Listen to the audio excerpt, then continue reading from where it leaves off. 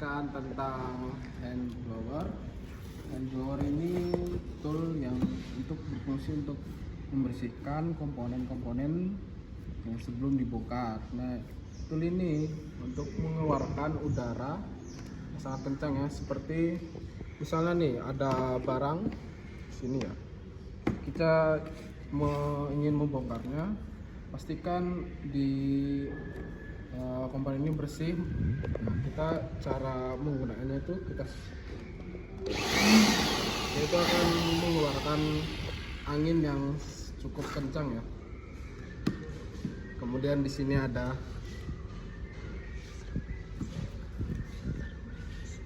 di sini juga ada filter wrench. Nah, di sini untuk membuka filter oli atau filter dari oil bahan bakar. Cara kegunaannya ya seperti ini ya. Ini filter, kemudian kita kencangkan seperti ini. Nah, jika membukanya kita dorong ke depan. Nah, sebaliknya kalau kita ingin mengencangkan sama ya, seperti itu. Oke. Nah, tapi kalau untuk filter ini tidak usah terlalu kencang, ya secukupnya aja. Soalnya kalau terlalu kencang susah dilepas. Nah, di sini juga ada water pass. Nah, water pass ini untuk mengatur presisinya komponen sebelum kita membongkar ya, atau ya pas kita melakukan maintenance itu harus benar-benar presisi seperti ini. Ini kegunaannya water pass nih. Jika ada gelembung di tengah itu tandanya dia pas. Nah, untuk filler gauge ini nah, filler gauge ini berfungsi untuk mengukur celah klep atau untuk mengukur rocker arm semana mestinya ya. Di sini kalau di engine SAA kemarin itu kita menggunakan ukuran 50 dan 35 ya. Sini ada ukurannya. Nah, cara kegunaannya ya seperti ini ya. Anggap aja di sini celahnya ini, celah dratnya ini kita ukur. Misalnya di sini kita menggunakan 80. Sini. Nah, pastikan kalau kita ukur tuh jangan sampai terlalu seret ya. Kalau jika terlalu seret, maka ya ukurannya ya nggak pas. Jadi maksimal harus bisa pergesekan ini. Mungkin sekian dari penjelasan tool dari saya. Terima kasih. Baik, saya di sini ingin menjelaskan tentang hidrometer atau cara menggunakan hidrometer. Yang pertama, di sini kita copot dulu ya tempat air akinya ini. Nah, hidrometer ini untuk mengukur kadar dari air aki ini bagus atau tidaknya. Nah, juga di sini ada kayak seperti ukurannya. Kalau hijau ini bagus, yang tengah ini lumayan bagus ya, atau masih bisa digunakan. Kalau warna merah ini sudah tidak bisa digunakan. Nah, untuk cara pakainya dari hidrometer sendiri seperti ini ya. Kita masukkan, di sini ada semacam selang karet. Kemudian kita pencet atasnya ini untuk membuka. Nah, seperti ini ya. Di sini kita usahakan kasih celah ya. Nah, dia akan naik sendirinya. Dia akan naik. Nanti tengahnya ini akan menyesuaikan kadar dari anunya nih ya, dari air aki ini. Nah, tunggu aja ya sampai naik, sampai habis.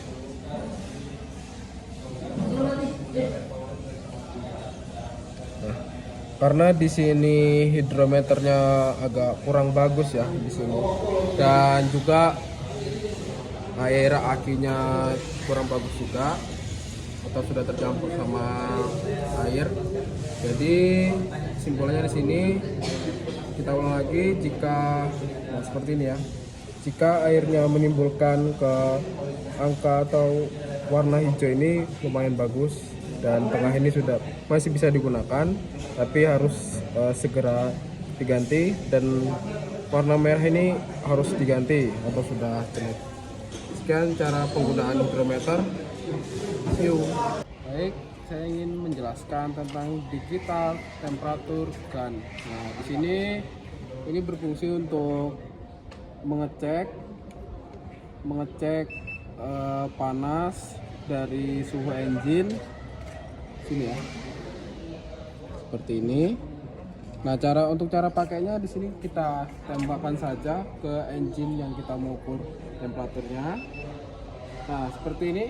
Nah, di sini muncul ya dari suhu engine. Nah, jika suhu engine ini melebihi batas atau overheat, di sini akan menimbulkan nomor yang sangat tinggi, misal lebih dari 200 Celcius.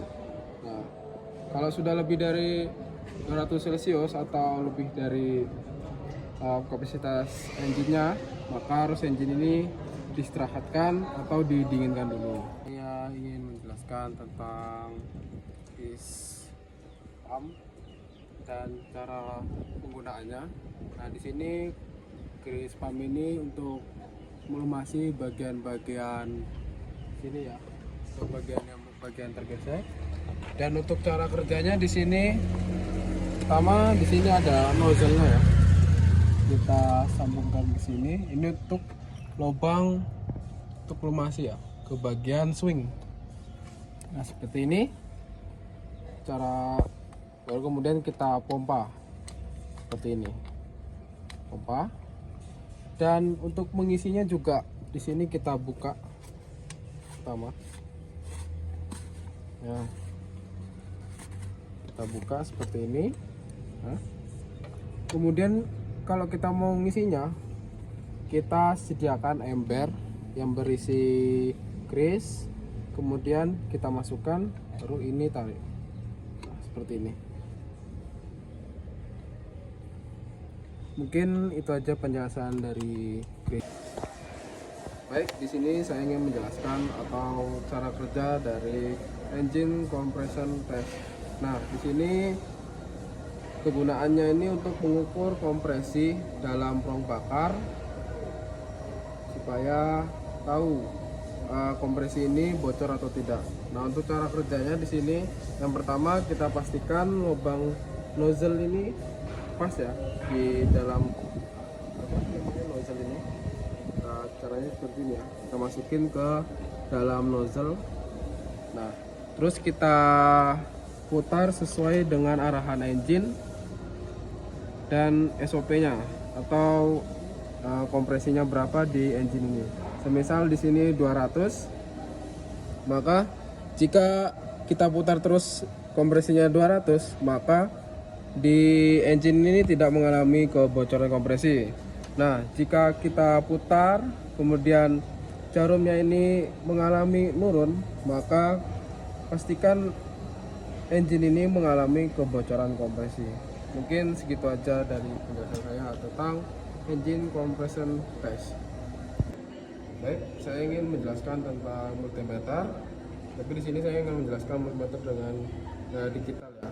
Nah, di sini ada kabelnya min plus, kemudian ada selektor dan skala untuk penunjuk jika kita mengukur tegangan, arus, dan ohm.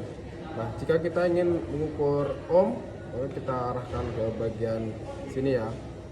Dan kalau arus di sini kita selektornya kita putar ke sini, dan tegangan kita putar ke sini.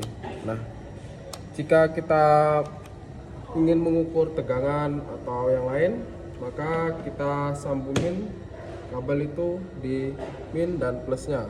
Nanti akan muncul di bagian skala maksimum ini, seperti ini ya skalanya.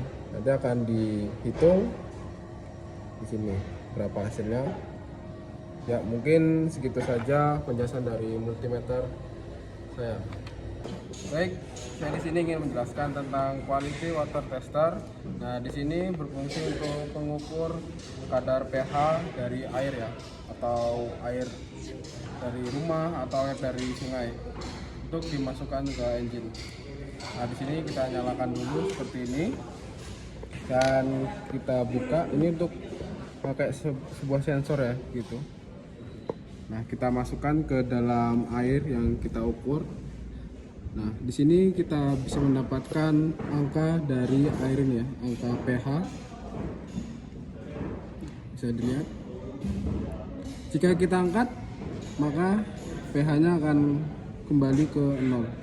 Nah, mungkin seperti itu cara penggunaan Quilty Water Tester. Di sini saya ingin menjelaskan tentang push pull scale. Nah, di sini untuk mengukur gaya tarik dan gaya dorong ya.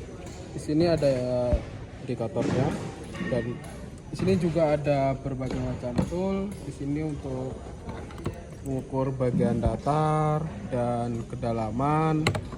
Dan di sini ada ukuran sudut, di sini ada 2 ya. Dan di sini juga untuk mengukur bagian gaya tarik kayak seperti kail pancing ya di sini. Nah, di sini untuk cara kerjanya seperti ini. Kita sambungkan ke sini. Kemudian kita cari benda yang kita mau tarik. Ya, maka akan keluar gaya dan nomornya.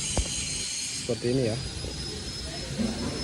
Mungkin segitu saja penjelasan tentang push pull kan. Terima kasih.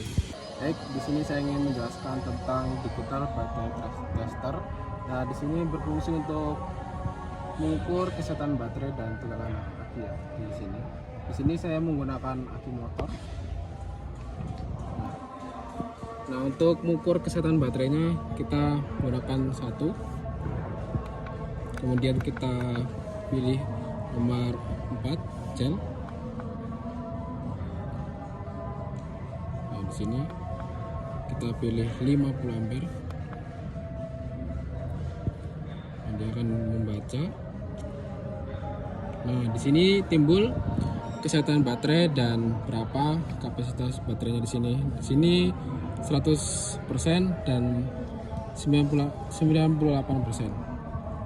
Nah, kemudian kita mengukur arus jika engine ini start. Di sini kita pilih 2, working start. Kemudian engine kita nyalakan.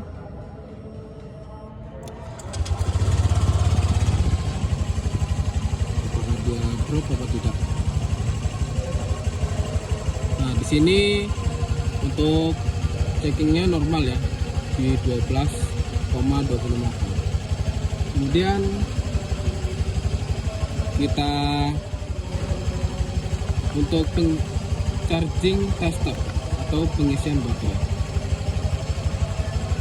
Nah, di sini kita tunggu dibaca.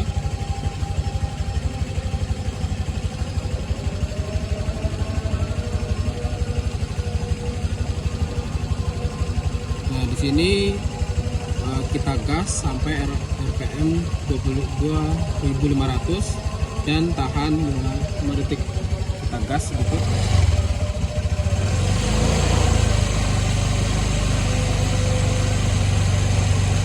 Nah, di sini pengisiannya normal ya di angka 14,15 volt dan 14,31 volt 36. Mungkin segitu saja penjelasan dari digital baterai tester. Baik, di sini saya ingin menjelaskan tentang oil sampling. Oil sampling ini seperti suntikan ya, bisa menghisap dan mendorong. Nah, ini berfungsi untuk menyedot oli untuk dicek atau oli ini bagus atau tidak. Nah, untuk cara kegunaannya, di sini kita tambahin selang atau jenis ya. Kemudian kita masukkan di dalam sticknya dan kita sedot. Nah, di sini juga ada ukuran oli berapa yang kita ambil. Sini kita bisa lihat ya, berapa mili kita ambil.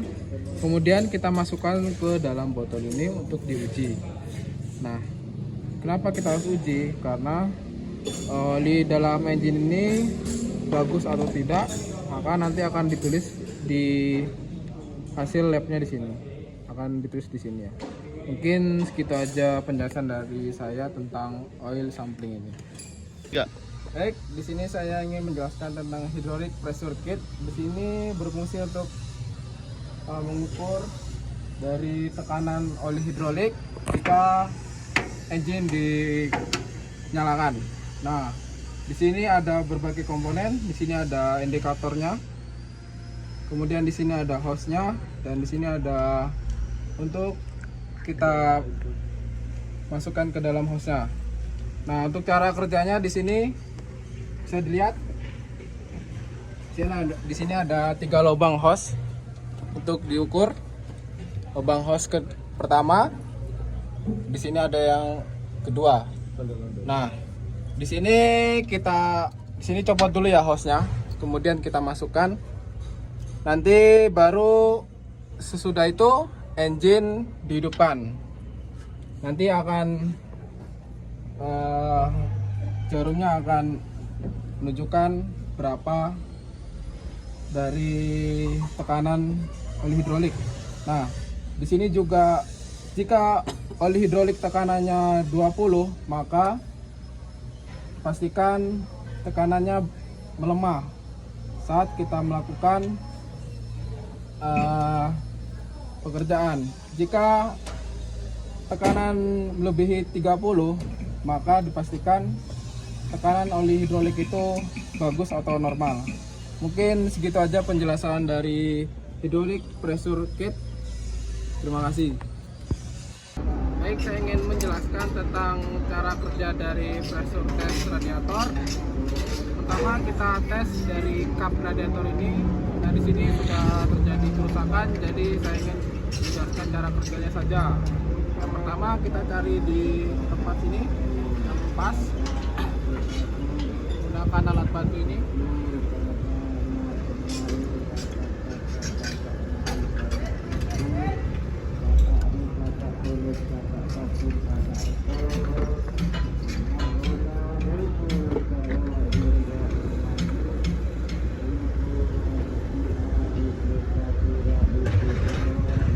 Seperti ini ya. Kemudian kita dari radiator aslinya kita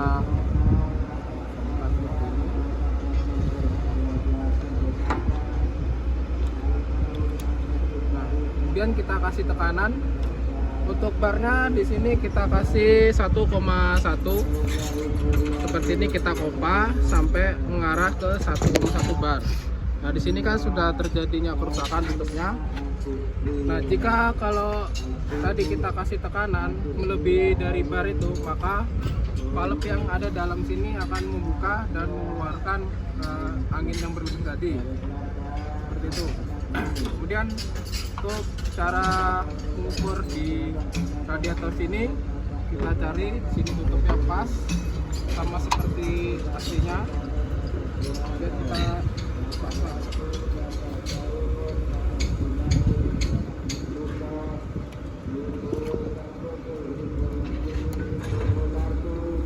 Seperti ini sudah terpasang dan kita ukur lagi. Barnya sama seperti tadi, 1,1 bar. Kita pompa. Nah, jadi semisal barnya di sini sudah kita pompa kemudian dia balik lagi, jadi radiator ini mengalami kebocoran di bagian tertentu ya.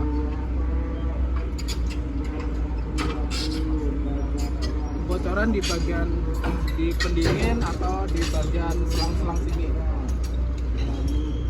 Misal kalau barnya tidak turun atau makin naik, maka ini tidak akan terjadi kebocoran.